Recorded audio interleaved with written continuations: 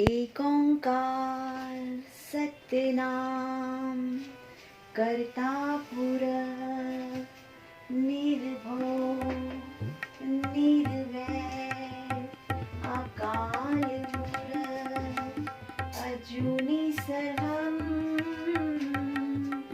गुरु प्रसाद जप आदि सच जुगाद सच है भी सच नानक होसी भी सच। जय गुरु नानक देव। बच्चों, क्या आप जानते हैं कि हम गुरु पर्व क्यों मनाते हैं और हम गुरु पर्व पर क्या करते हैं? चलिए आज मैम आपको बताती हैं। बच्चों, हम गुरु पर्व इसलिए मनाते हैं क्योंकि इस दिन हमारे गुरु नानक देव जी, जो कि सिखों के पहले गुरु हैं, इनका जन्मदिन मनाया जाता है। आप सब भी अपने जन्मदिन सेलिब्रेट करते हैं ना? तो इन बाबा जी का इस दिन जन्मदिन मनाया जाता है। और हम सब गुरु पर्व पर क्या करते हैं? हम सब नए नए कपड़े पहनते हैं, गुरुद्वारा साहिब जाते हैं, वहां पर सेवा करते हैं और कड़ा प्रसाद और लंगर प्रसाद छकते हैं, है ना? अब आप सोच रहे होंगे कि ये लंगर प्रसाद क्या होता है। प्रसाद तो आपको समझ आ गया, लेकिन लंगर क्या होता है? बच्चों, लंगर का मतलब होता है जब हम एक साथ बिना किसी भेदभाव के, किसी छोटे बड़े को भुलाकर, अमीर गरीब का भेदभाव भुलाकर जब एक साथ हम खाना खाते हैं, लंगर छकते हैं, उसे हम कहते हैं लंगर छकना। ठीक है बच्चों? तो लंगर इसलिए ही किया जाता है ताकि हमारे मन में नम्रता आए, हमारे मन से ऊंच नीच, छोटे बड़े, अमीर गरीब का भेदभाव हट जाए। इसीलिए तो गुरुद्वारों में लंगर की व्यवस्था की जाती है। आप ये जानते हैं कि लंगर की प्रथा शुरू कहाँ से हुई थी और किसने शुरू की थी? मैम बताती हैं आपको। लंगर की प्रथा हमारे बाबा जी श्री गुरु नानक देव जी ने शुरू की थी। और कैसे शुरू की थी, ये जानना चाहेंगे आप? तो चलिए मैम आपको आज गुरु नानक देव जी के बारे में बताएंगी। ठीक है बच्चों?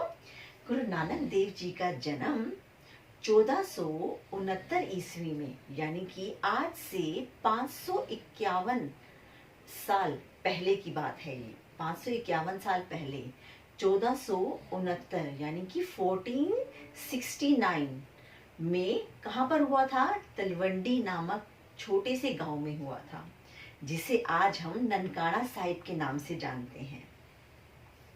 गुरु नानक देव जी के पिताजी का नाम मेहता कालू जी था और इनकी माता जी का नाम तृप्ता जी था। गुरु नानक देव जी बचपन से ही अद्भुत प्रतिभा के बालक थे। जहाँ सब बच्चे खेलने कूदने में और मौज मस्ती करने में अपना समय बिताते थे, वहीं गुरु नानक देव जी एकांत पाकर प्रभु सेवा में, प्रभु भजन में लीन रहते थे। उन्हें भगवान की पूजा करना, प्रभु की पूजा करना, भजन सिमरन करना, भजन गाना, शब्द बोलना बहुत अच्छा लगता था। बचपन से ही उन्हें प्रभु की लगन थी। एक दिन मेहता कालू जी, जो उनके पिता थे, उन्होंने गुरु नानक देव जी को 20 रुपए दिए। अब आप सोच रहे होंगे कि 20 रुपए से क्या आता है ना बच्चों? गुरु नानक देव जी को 20 रुपए दिए और कहा कि शहर में जाकर कोई अच्छा खरा सौदा करके आओ। अब आप सोच रहे होंगे बच्चों कि 20 रुपए में तो हमारे चिप्स और फ्रूटी ही आती है, इसमें बिजनेस या फिर सौदा कैसे होगा? लेकिन आज से 551 साल पहले 20 रुपए की बहुत वैल्यू थी, यानी कि 20 रुपए से पूरे घर का राशन आ सकता था। इतनी वैल्यू थी 20 रुपए की।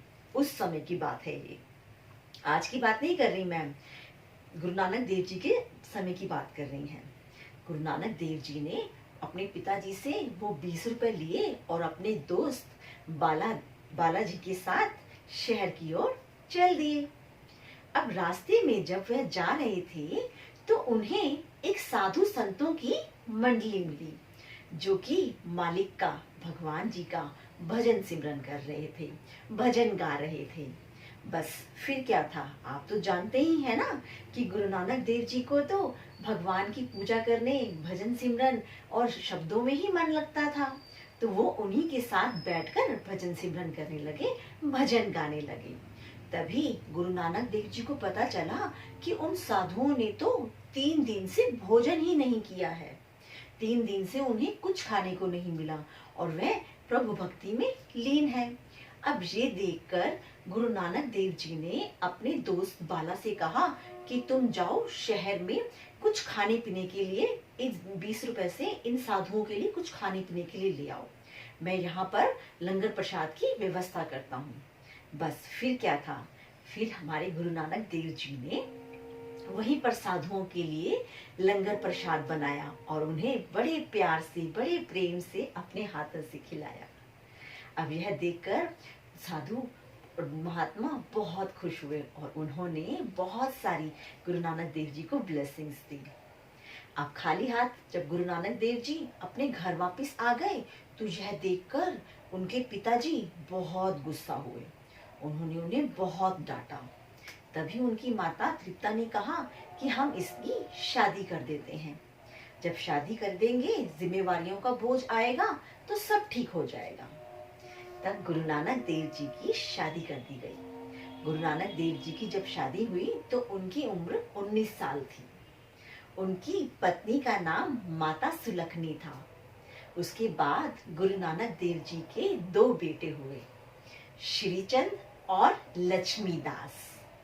लेकिन बाबा जी का तो मन गृहस्थी में लगता ही नहीं था। बाबा जी को तो बस प्रभु भक्ति, भजन सिमरन करना कहीं अच्छा लगता था। तो बस फिर क्या था, उन्होंने जगह जगह जाकर प्रभु भक्ति का विस्तार किया। प्रभु भक्ति में लीन रहते थे वह हमेशा। उनके दोस्त मर्दाना और बाला भी उनके साथ जाते थे और उनके बहुत अनेकों शिष्य हुए। तभी एक दिन गुरु नानक देव जी के एक शिष्य ने गुरु नानक देव जी से आके पूछा कि बाबा जी, हमारे जीवन का क्या मूल्य है? मतलब कि हमारा जो ये जीवन है इसका क्या मूल्य है, हमें क्यों मिला है इस जीवन? तो बाबा जी मुस्कुराए और बाबा जी ने एक पत्थर अपने उस शिष्य के हाथ में दे दिया। अब वो पत्थर देखने में बहुत ही चमकीला और बहुत ही सुंदर था और कहा इससे कि जाओ, इस पत्थर को लेके जाओ और शहर में इसका मूल्य पूछ कर आओ, यानी कि ये पत्थर कितने का है ये पूछ कर आओ। लेकिन याद रखना, इस पत्थर को तुमने किसी को बेचना नहीं है, बस तुमने इसका मूल्य पूछना है और जगह जगह से पूछ कर आओ कि इस पत्थर की क्या कीमत है, इस पत्थर का क्या मूल्य है। बस शिष्य ने वो पत्थर लिया और बाजार की तरफ चल दिया। सबसे पहले उसने एक संतरे के व्यापारी को वह पत्थर दिखाया। अब संतरे के व्यापारी ने उस पत्थर को देखा कि हाँ, सुंदर पत्थर है, चमकीला पत्थर है। उसने कहा कि मैं इसके बदले में तुम्हें 2 दर्जन संतरे देता हूँ और तुम ये पत्थर मुझे दे दो। उसने कहा नहीं नहीं, मुझे इस पत्थर को बेचने का हुक्म नहीं है, मेरे बाबा जी ने मुझे बेचने से मना किया है, बस आप मुझे इसकी कीमत बता दो। उसने कहा मैं 2 दर्जन संतरे से ज्यादा इसकी कीमत नहीं दे सकता। उसके बाद वह दूसरे व्यापारी के पास गया। अब वह दूसरा व्यापारी जो था वह आलू का व्यापारी था। उसने देखा पत्थर की, हाँ पत्थर सुंदर है, चमकीला है।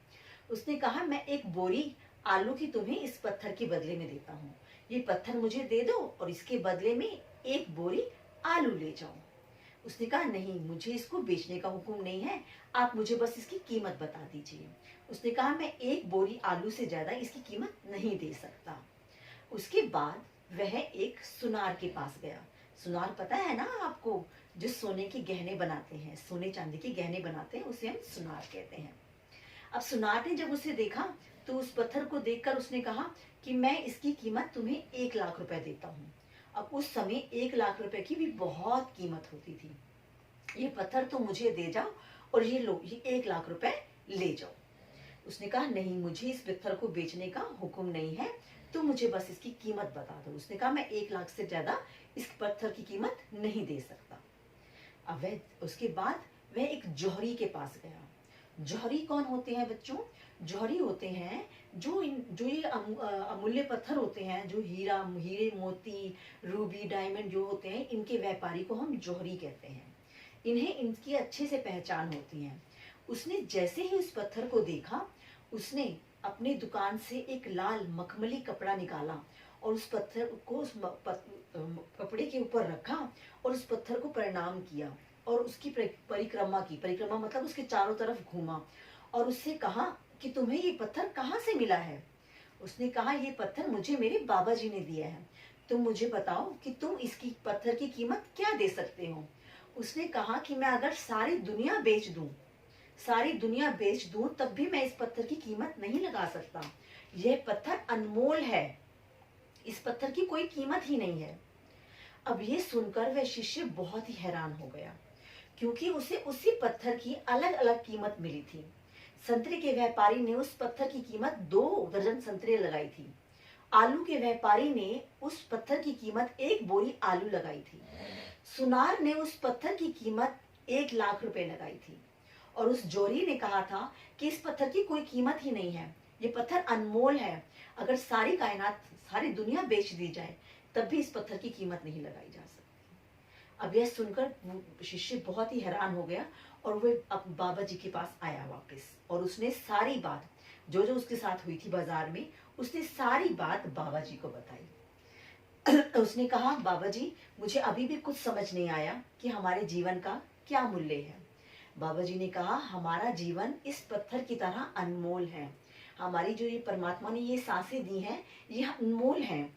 अब ये हमारे ऊपर है कि हम चाहे तो इन सांसों को संतरे के भाव लगा लें, चाहे इन सांसों को हम आलू की बोरी के भाव लगा दें, चाहे हम इन सांसों को 1 लाख की कीमत लगा लें, या फिर हम इन सांसों को अनमोल बना लें। बच्चों, आपको समझ आई ये कहानी? नहीं समझ आई? देखिए बच्चों, अब हमें देखो, जब हम सुबह मॉर्निंग में उठते हैं तो हमें कितने आवर्स मिलते हैं?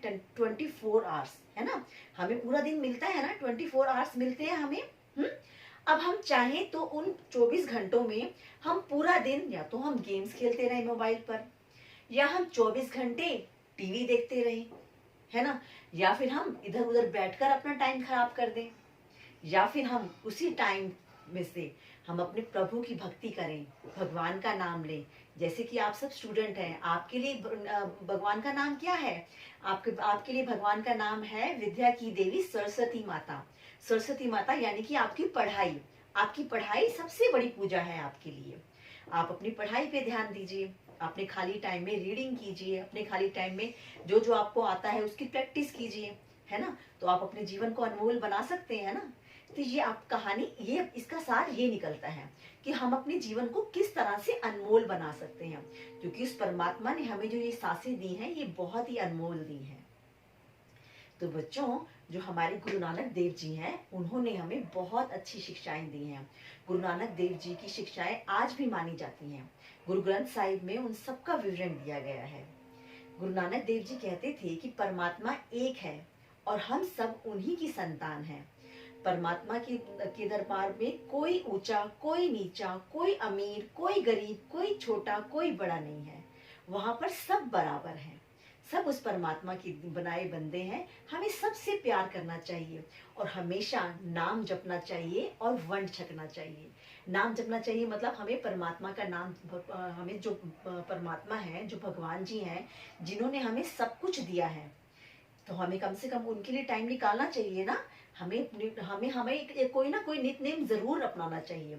आप जिस भी भगवान को मानते हैं, हमें हमेशा एक नितनेम रखना चाहिए और हमें हमेशा उस गॉड को, उस भगवान को थैंक्स बोलना चाहिए कि उन्होंने हमें इतनी सुंदर खूबसूरत दुनिया में जन्म दिया है। ठीक है बच्चों, तो आपको समझ आई बेटा गुरु नानक देव जी की जीवनी से हमने क्या सीखा है? उन्होंने सारी उम्र एक नाम जपने और वंड छकने पर जोर दिया था। उन्होंने सारी उम्र सबको भाईचारे और प्रेम का संदेश दिया था।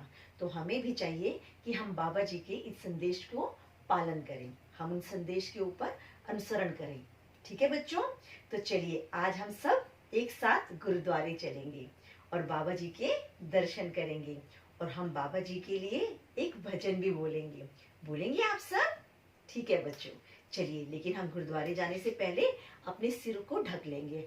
कभी भी हम गुरुद्वारे में बिना सिर ढके नहीं जाते हैं, ठीक है बच्चों, तो सब बच्चे अपने अपने सिर ढक लीजिए और चलिए हम सब गुरुद्वारे साइड चलते हैं। चलिए, और वहां पर जाकर हम एक भजन भी बोलेंगे। आइए।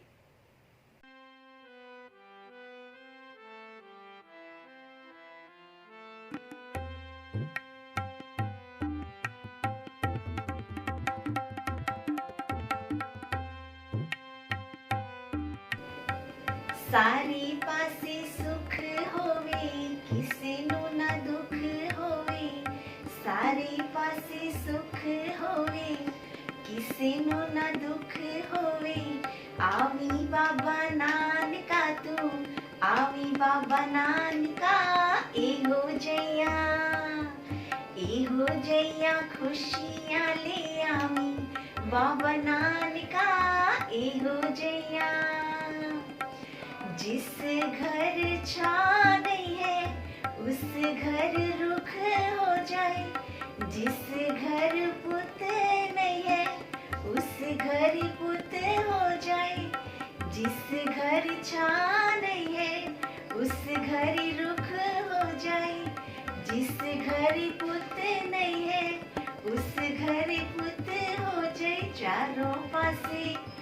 चारों पासे ठंड बरसावी बाबा नानका। एहो जैया, एहो जैया खुशियाँ ले आवी बाबा नानका। एहो जैया, एहो जैया खुशियाँ ले आवी बाबा नानका। एहो जैया। वाहिगुरु जी दा खालसा, वाहिगुरु जी दी फतेह। जो बोले सो निहाल। सत श्री अकाल।